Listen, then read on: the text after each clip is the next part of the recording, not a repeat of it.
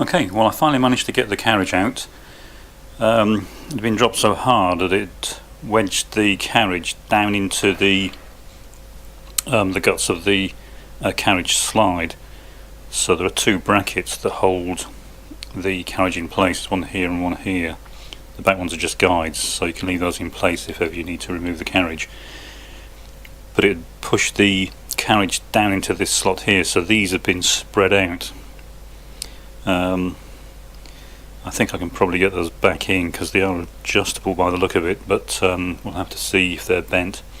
The carriage is fairly badly bent. It's this base piece, the main part of the carriage itself, has got quite a significant bend in it. It's kind of between about here and here.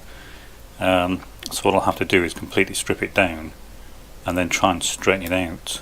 I don't know how successful that will be, but it's not going to work unless that's done. So if I can't do that, I might have to look at possibly machining a new one. Don't really want to do that, but I'll try and straighten it first. It is quite a thick piece of metal, but I think once most of the bits are taken off, it should be fairly easy to get it back flat. And as long as I can do that without putting a kink in it, then it should be fine. Once I've got it fairly flat, I'll hone it and hopefully get it flat enough to work properly.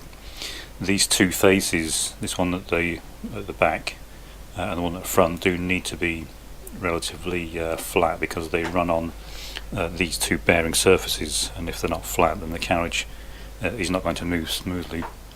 So I'll do that next. Don't know how long it will take, but hopefully in the next video I'll have the carriage in a condition where it can be refitted, and we'll see if it will move freely on the machine.